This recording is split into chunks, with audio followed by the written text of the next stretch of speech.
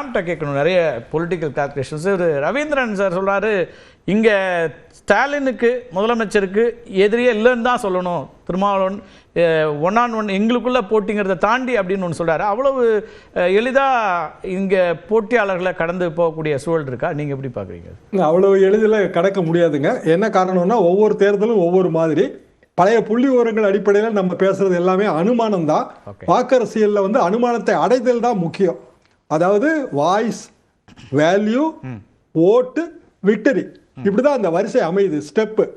அப்போ ஸ்டெப் அமையும் போது ஒரு வாய்ஸை ஒருத்தர் பிரதிபலிப்பாங்க. இப்போ திமுக, அதிமுக ஒரு வாய்ஸ், அதுக்கு வேல்யூ இருக்கா இல்லையான்னு வாக்காளர்கள் டிசைட் பண்ணி தான் ஓட்டு போட முடியும். அதிகமான ஓட்டு போட்டா விக்டரி. இப்போ யார் ஓட்டை யார் பிடிக்க முயற்சிக்கிறாங்கிறத வச்சு நம்ம பேச முடியும்.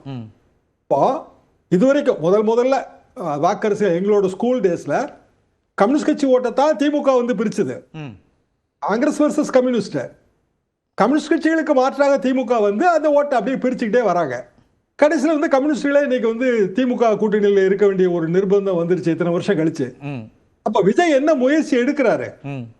திமுக, அதிமுக ரெண்டுக்கும் பொதுவான ஓட்டு என்னவோ அந்த ஓட்டை தானே அவர் எடுக்க முயற்சிக்கிறாரு. வேற ஓட்டே கிடையாது அவருக்கு. விஜய் ஒரு ஸ்டார் பேஸ்டு ஒரு அட்ராக்ஷன் இருக்கலாம். ஆனா ஷானவாஸ் சொல்ற மாதிரி தமிழ் மக்கள் வந்து ரொம்ப கேர்ஃபுல்லா தான் ஓட்டு போடுவாங்க. வெறுமனே ஸ்டாருங்கிறதுக்காக மயங்கி எல்லாம் ஓட்டு போட மாட்டாங்க.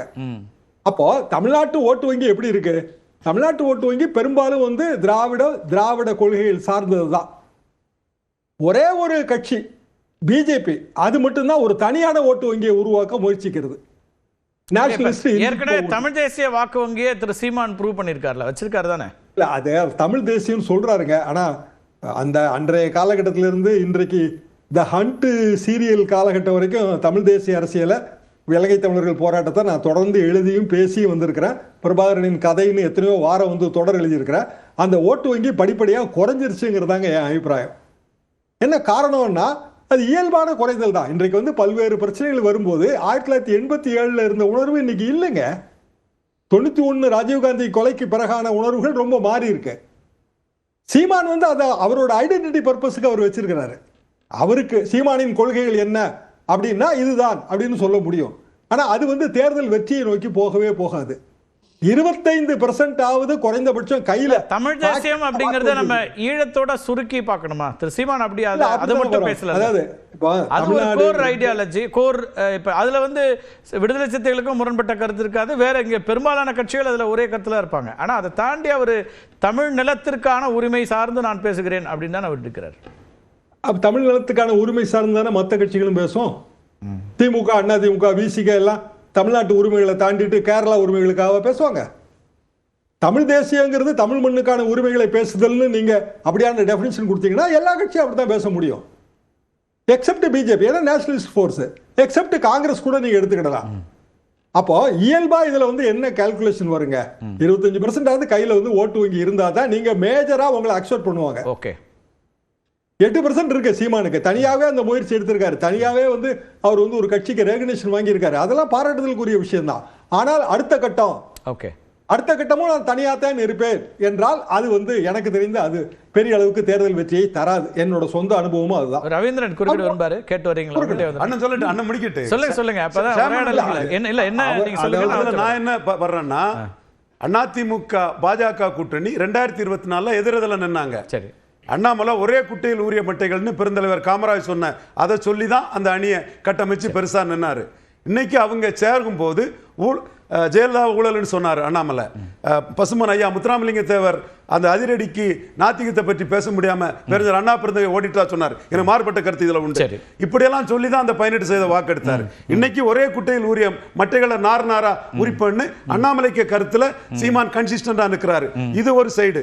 இன்னொரு சைடு எடப்பாடி பழனிசாமி நாங்க நவீன் பட்நாயக் மாதிரி, நாங்க ஜெகன் மாதிரி, நாங்க பிரதமரை முடிவு பண்ணுவோம், எந்த காலத்திலும் பாஜக கூட கூட்டணி இல்ல, தமிழர் நலனுக்கு விரோதி, ஓஎஸ் மணி என்ன சொன்னாரு, இப்படி எல்லாம் சொல்லிக்கிட்டு நீங்க இங்க சேரும் போது சீமான் இன்னைக்கு இண்டோ பாக் வார் ஃபெயிலியர்ங்கறாரு. நதிநீரை தடுப்பது மனித நேயத்துக்கு எதிர்ங்கிறாரு. பிஜேபி சுமான்னு சொல்றாரு. மகாராஷ்டிராவில் ஒரு எம்பிக்கு ஒரு எம்எல்ஏக்கு 30 கோடி வாங்கினார். அப்போ அதிமுக 23% வாக்காளர்களையும் பிஜேபி சொமன்னு சீமான் டார்கெட் பண்றாரு. அதே வேளையில அண்ணாமலை எடுத்த 18% வாக்குகளும் என் தம்பி அண்ணாமலை ஒரே குட்டையில் ஊறிய மட்டைகள்னு சொன்னா தம்பி கருத்து அண்ணன் தான் சொல்றேன்னு எடுக்கிறாரு. இது எப்படி ஜெல்லாக போகுது, சீமானுக்கு என்ன லாபம் கிடைக்க போகுதுங்கிறது 26ல தான் தெரியும். சார் ஷியாம் சார், அதாவது இது சீமான் சொல்றது எல்லாமே நான் அதுக்குள்ள அந்த விவாதத்துக்குள்ளேயே போகல. அப்படியான வாதங்கள் நிறைய நம்ம வைக்க முடியும்.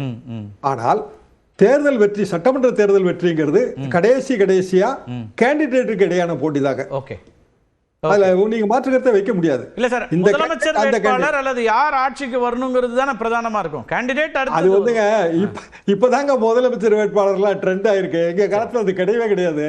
67ல யாருங்க முதலமைச்சர் வேட்பாளர்? பக்தவச்சலமா, காமராஜரா, அண்ணாவா? அண்ணாவே எம்பிக்கு தானங்க நின்னாரு. இல்ல அதுக்கு பிறகு இல்ல அதுக்கு பிறகுமே வந்துங்க இருக்கிற முதலமைச்சர்கள் தொடர்ந்து ஓட்டா தான் அது மாறுச்சு. 71 கலைஞரும் எம்ஜிஆர் ஒரே அணியில் இருக்கும்போது கலைஞர் முதலமைச்சர் வேட்பாளராக அறியப்பட்டார். 77 திருப்பி வந்து புதிய தேர்தல், எம்ஜிஆரா கலைஞரா அங்கேயும் 4 முறை போட்டி. கடந்த 40 ஆண்டுகள் 50 ஆண்டுகள்ல முதலமைச்சர் பிரதமர் வேட்பாளர் அப்படிங்கிறது பிரதானமாயிடுச்சு. நம்ம அது வந்து அப்படி கட்சி அரசியல் சொன்னாலும் அதுதானே நிக்குது. யாருக்கு வாக்கு அப்படிங்கிறது தானே நிக்குது. இப்ப இவங்களே கூட்டணி கட்சிகளே முதலமைச்சரா திரு மு க ஸ்டாலின் வரணும் அல்லது முதலமைச்சரா திரு எடப்பாடி பழனிசாமி வரணும், இப்படிதானே அவங்க பரப்புரையே இருக்கு. முதலமைச்சராக ஸ்டாலின் அவர்கள் தொடர வேண்டும், எடப்பாடி பழனிசாமி அவர்கள் மீண்டும் முதல்வராக வேண்டும். இந்த ரெண்டு கிடையில அடிப்படையான பெரிய வேறுபாடு இருக்குங்களே. அப்போ நம்ம உண்மையிலே இதை எப்படி நம்ம இதை அனலைஸ் பண்ணணும் அப்படின்னா, இன்னாருக்கான ஓட்டு எங்க இருந்து வருது, தமிழ்நாட்டோட ஓவராலான மைண்ட் செட் என்ன. இப்ப தமிழ்நாட்டோட ஒட்டுமொத்த மனப்பான்மை என்பது பல்வேறு கட்சிகள் வந்தாலும் எல்லாமே திராவிட ஓட்டு வங்கியை தான் பிரித்தது. புதிய முயற்சிகள் எடுத்தது சீமான் முதல்ல, அது இல்லைன்னு நம்ம சொல்லவே முடியாது. ஆனா தேமுதிக விஜயகாந்த் காலத்திலேயே அவரும் திராவிட ஓட்டு வங்கிக்கு தான் இலக்கு வச்சாரு. அதற்கு பிறகு ரொம்ப நாள் கழிச்சு பிஜேபி தான் வந்து புதிய ஓட்டு வங்கிக்கான முயற்சி எடுத்தது. பிஜேபி அதிமுக கூட்டணி ஜெல்லானாலும் ஜெல்லாகாட்டாலும் இறுதி யுத்தம் என்பது வேட்பாளர்களுக்கானதுன்னு வரும்போது 234 தொகுதியிலையும் அதற்கேற்ற மாதிரி வேட்பாளர்களை நிறுத்தக்கூடிய வல்லமை, கட்டமைப்பு வல்லமை எல்லாம் சேர்த்து சொல்றீங்க. ரொம்ப மெச்சூர்டு பொலிட்டிஷியனா மாறிட்டார் ஷானவாஸ். பொருளியல் வல்லமைனாரு, பொருளியல் வல்லமை. இதுதான் பொதுச் செயலாளர் ஆகிற தகுதிக்கு வந்துட்டாருன்றீங்க. சரி, எதிர்கால பொருளாளராக வச்சுக்கணும். அது அவர் தெளிவா சொல்றாருங்க. அதான் உண்மையும் கூட.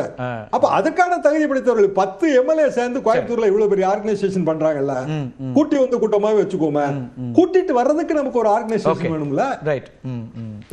அந்த இடத்துல வந்து அதிமுக கூடுதல் வலிமையோட இருக்கு.